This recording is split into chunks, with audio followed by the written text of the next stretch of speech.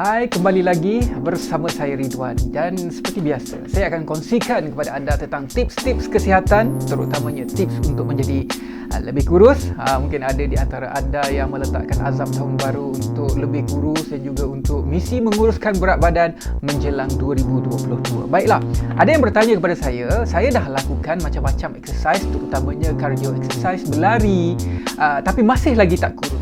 Pertama, anda harus periksa kalori defisit anda ataupun kalori intake anda. Adakah kalori intake anda lebih banyak daripada output kalori anda?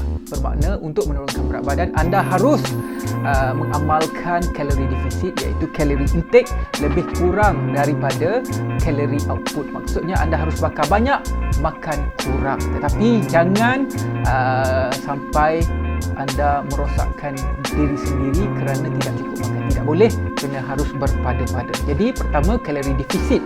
Bercerita tentang kalori defisit, pemilihan kalori ataupun jenis makanan itu juga sangat penting.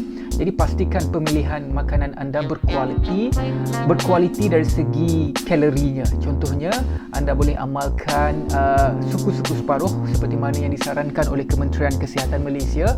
Suku adalah untuk karbohidrat, suku adalah untuk fiber ataupun sayur-sayuran ataupun buah-buahan, dan separuh lagi adalah sumber protein. Jadi ketiga-tiga elemen tersebut mesti ada dalam hidangan anda dan haruslah kalori yang berkualiti. Contohnya, saya boleh katakan sebagai kalori yang berkualiti kalau dari segi sayur-sayuran, lebih baik mengamalkan ulam-ulaman yang segar berbanding dengan ulam-ulaman ataupun sayuran-sayuran yang telah pun dimasak menggunakan minyak, garam, gula dan sebagainya, kerana kalori yang diambil dengan makanan yang lebih natural itu lebih bagus nilainya berbanding dengan kalori yang diambil dengan ada makanan-makanan tambahan.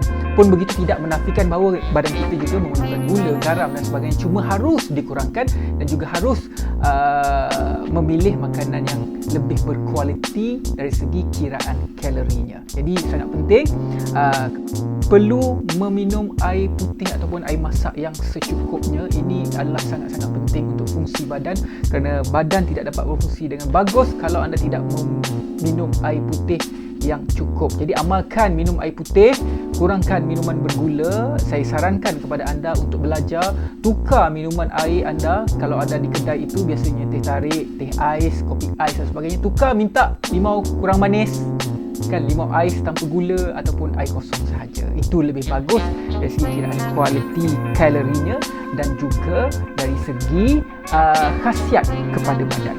Keempat, apa yang perlu anda cuba tambah dalam aktiviti anda adalah weight training ataupun cross training terhadap larian ataupun senaman kardio anda. Apa yang anda boleh lakukan? Anda boleh juga selang-selikan dengan latihan seperti berenang, berbasikal ataupun pergi ke gym, melakukan latihan beban seperti compound lifting ataupun buat body weight training ataupun high intensity interval training di gym.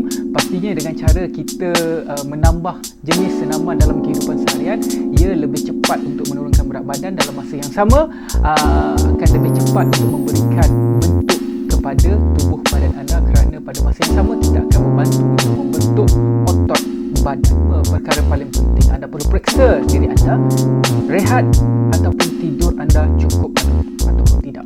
Anda perlu pastikan rehat dan juga tidur anda cukup 8 jam, 7 jam sehari sekurang-kurangnya. Tidur yang nyenyak, kerana pada tidur inilah badan akan membakar lemak dalam masa yang sama, akan merepair badan anda, otot anda yang telah pun rosak akibat daripada latihan yang anda lakukan. Jadi rehat dengan tidur yang cukup sangat-sangat membantu anda masih lagi tidak kurus kalau anda dah berlari banyak-banyak. Jadi cek balik perkara pertama dari segi kiraan kalori makanan anda. Yang kedua, makanan yang haruslah diambil itu kalori yang berkualiti. Yang ketiga, minum air putih banyak-banyak. Yang keempat, lakukan cross training seperti swimming, berbasikal, pergi gym dan sebagainya. Dan yang kelima, pastinya tidur dan juga rehat yang cukup. Memerlukan tidur yang rehat yang cukup diperlukan untuk anda untuk menurunkan berat badan. Terima kasih banyak-banyak. Assalamualaikum.